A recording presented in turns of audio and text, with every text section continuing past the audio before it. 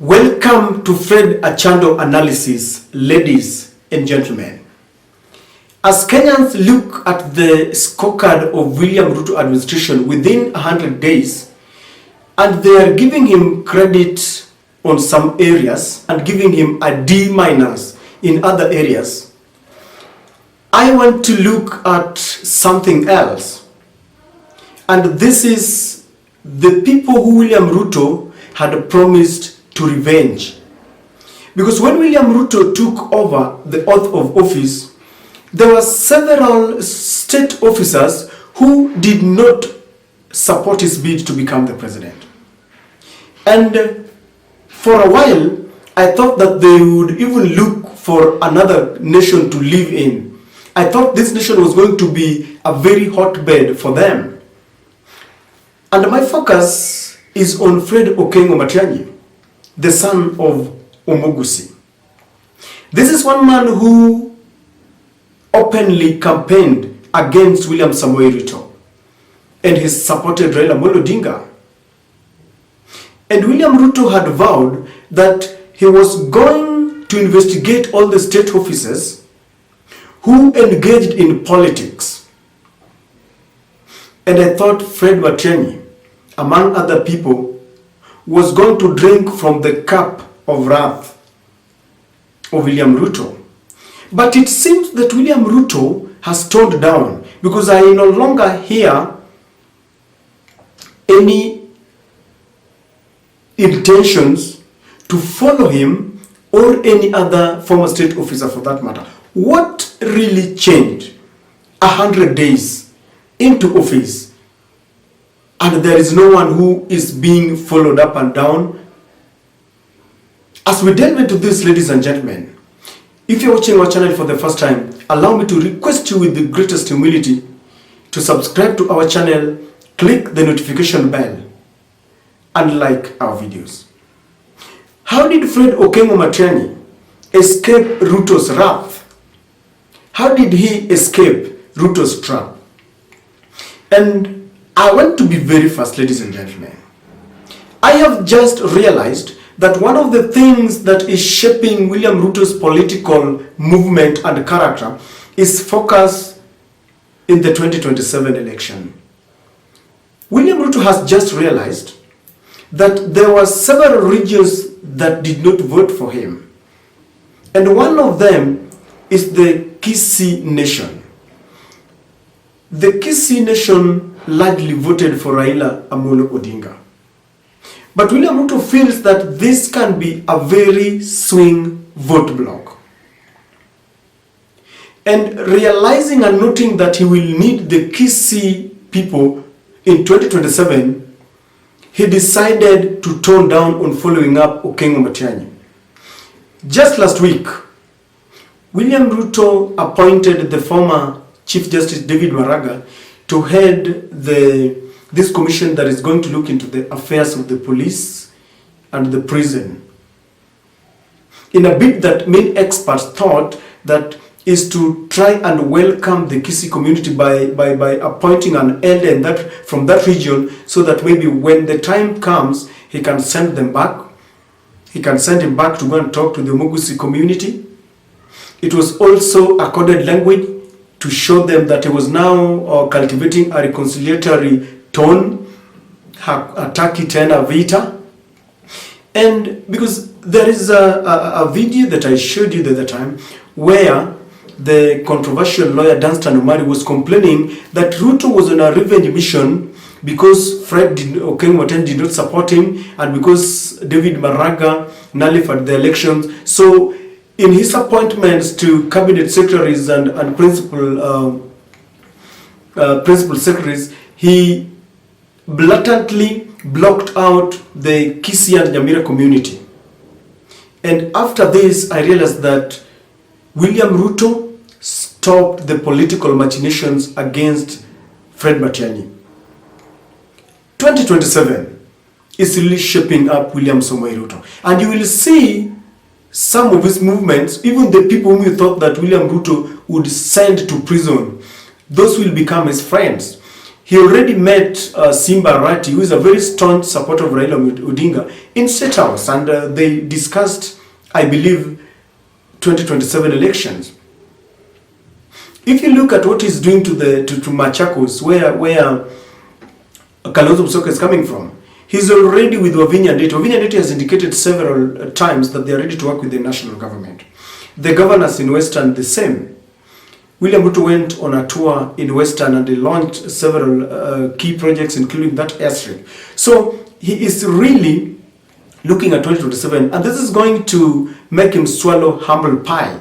The people who infuriated him during the last election will become his friends because he needs them, and politics is about interests, not about personalities and the people. So that is one of the reasons why 100 days into power, nothing has happened to people like Matiagi, people like George Kinoti, people like Joe Musheru, people like Hilary Mutambai. They are safe, and they will continue to be safe because William Ruto wants the voters from their region, so he cannot interfere with them.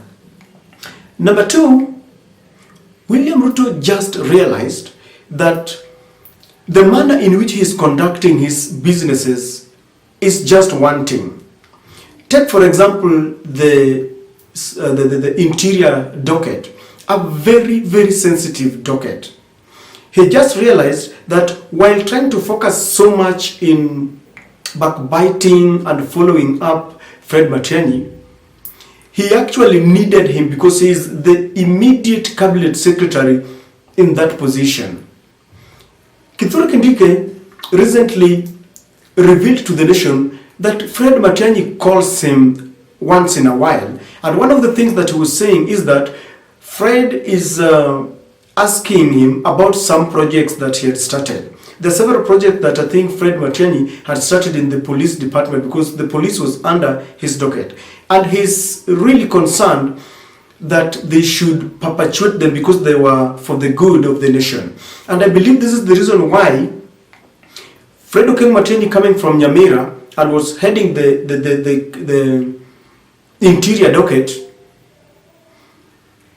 William Ruto brought Maraga,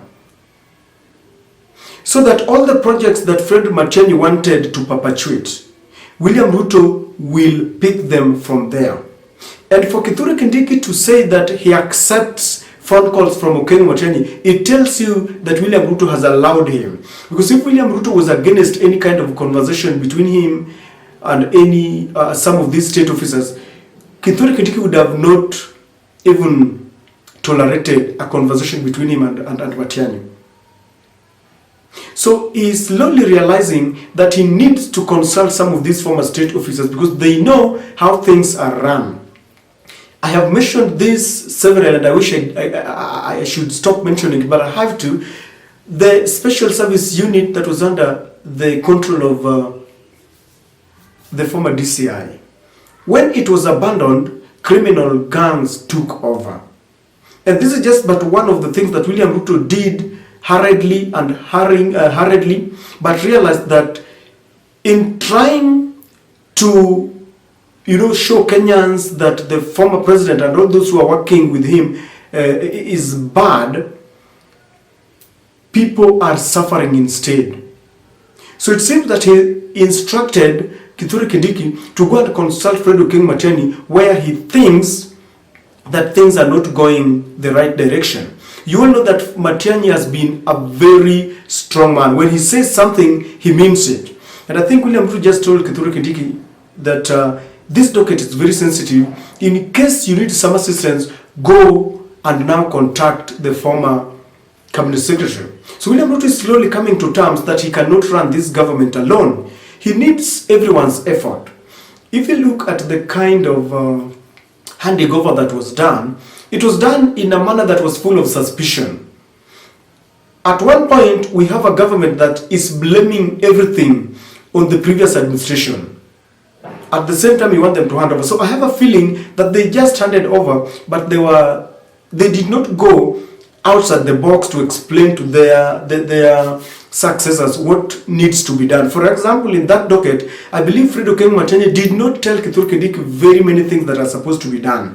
So After sitting in that office, then Kithure Kindiki, Kithure is a very learned man. He looks very sober. It seems he just asked the president, I need this man. And then they were in agreement. So this is the reason why Fred is very safe. And that's how he managed to, escape the trap. The third thing, I've got a feeling that William Ruto just decided that it is now time to focus less on revenge mission. Because even if he was to avenge people like Fred Matiagi, it was not going to help him. So I think he just decided that it is now time to tone down and maybe listen to other dissenting views, because William Ruto is a very seasoned politician. And sometimes he understands that you grow by critics. Your friends will always tell you, they will be telling you everything is okay. And I think he came back to his senses and realized that this was not going to help him. The projects that Matiagi is talking about are projects that I think are in line with the intentions of William Ruto.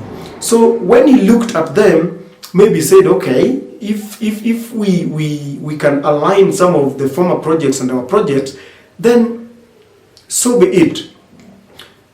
I still remember very well that when William Ruto and Uhuru Kenyatta came into power in 2013, there were several projects that they took over from Kibaki. Things like the implementation of these roads, the expansion of roads, railways, and connection of electricity were brainchild in Kibaki government.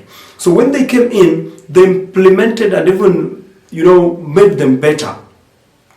But I realized that when he now took over from Uhuru Kenyatta, he wanted to thwart every initiative from Uhuru Kenyatta, be it the subsidies on basic commodities, be it the inclusion of the military into the public service. All of them were retired. If you look at Nairobi, the NMS Mbadi handed over. If you look at the man that was at the helm of Kenya Wildlife Service, he was removed. So some of these things that were undertaken by Uhuru Kenyatta, William Ruto did away with them.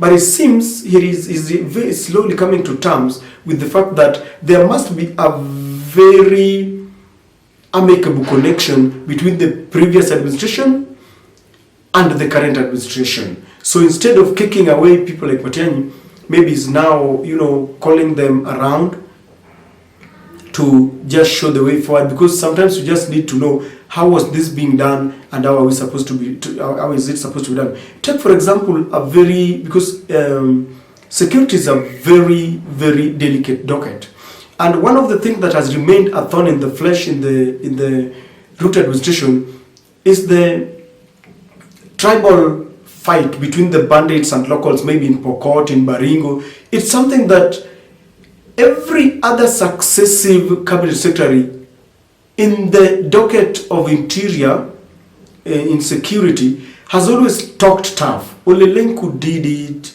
Fred Matiagi did it, even all the way from the era of the late Jude Saitoti. Every other cabinet minister will talk tough, but implementing some of those things has become a very difficult project for them. Maybe it's because of the leaders, the local leaders who sometimes pull the strings from behind the curtains, or it is because you don't want to interfere with them and you need their support in elections. So it looks like Kithure Kindiki just wants to understand how things are done, and that is why he's including people like Matiagi. So ladies and gentlemen, I'm just trying to paint a picture that amidst all the rhetorics and the warnings that William Ruto gave to Fred Matiagi and his team, he cannot implement them, he cannot punish them because of the reasons that I've given you. And so within 100 days, apart from implementing things like lowering the food prices, like implementing things on basic commodities, he was unable to avenge against all those former state officers who campaigned against him, because you cannot do that when you are in power and you still want these people to support you in one way or the other, to implement your promises and to be re-elected in 2027. That is my take, ladies and gentlemen.